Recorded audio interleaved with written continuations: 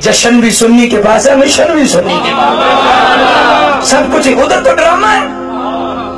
یہ ادب کے بغیر تو نماز کیا نماز ہے؟ حضور کے ادب کے بغیر نماز ٹکر ہے، روزہ فاقہ ہے، زکات ٹکس ہے، حج کے طواف پھیرے ہیں، داڑھی کا بال بال وبال ہے، اور اگر دل میں محبت رسول ہے تو پھر کمال ہے۔ سجدے کر کر بڑھڑے ہو گئے ملا پنڈت سارے، رب دا کھوج کھرا نہ لبا سجدے کر کر ہارے، رب تے تیرے اندر وستا وچ قرآن اشارے، بھلے اشارہ بولو لبدا جڑا حضور تو تن ملوارے۔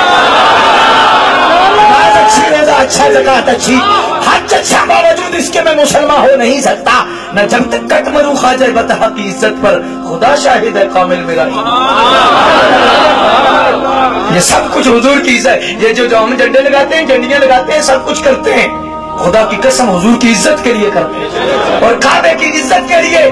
کعبے پر غلاف اگر $1.5 کروڑ کا چڑھایا جا سکتا ہے تو میں اکثر کہتا ہوں کہ وہ کعبے کی عزت ہے کہ $1.5 کروڑ کا غلاف تم چڑھاتے ہو۔ اس وقت غریب نہیں یاد آتے، اس وقت مسکین نہیں یاد آتے، اس وقت بیوہ نہیں یاد آتے، کیوں؟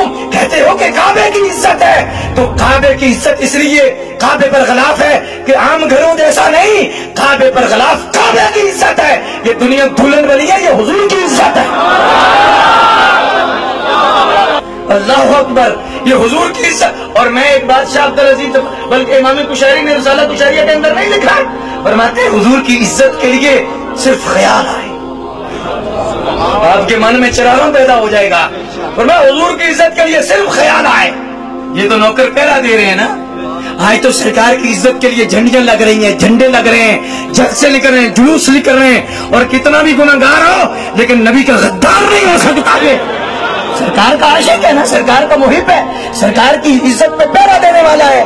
لیکن امام کشیری نے لکھا ہے کہ بادشاہ خراسان فوج دیکھی اور خیال آیا کاش میں مدینے والے کے دور میں ہوتا اور ساری فوج سرکار کے قدموں پہ قربان کرتا، ساری فوج حضور کے قدموں پہ قربان کرتا۔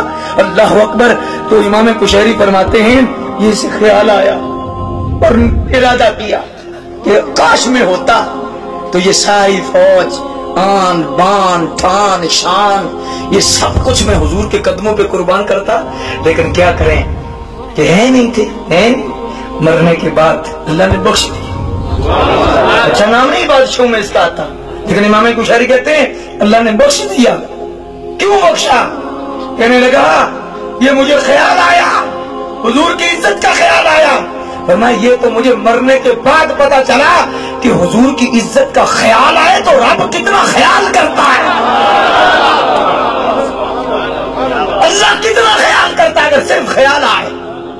اللہ اکبر۔ اور میں اکثر کہتا ہوں کہ اگر علماء پر پرچے ناموس رسالت کے حوالے سے ہوں یا ختم نبوت کے حوالے سے ہوں تو سینہ تان کے چلا کرو اور خوش ہو جایا کرو۔ ہمارے بزرگ فرمایا کرتے تھے کہ اگر حضور کی عزت کے لیے پرچہ ہے تو فرمایا FIR سام کے رکھو اور مرتے وقت کر کہنا کہ کفن میں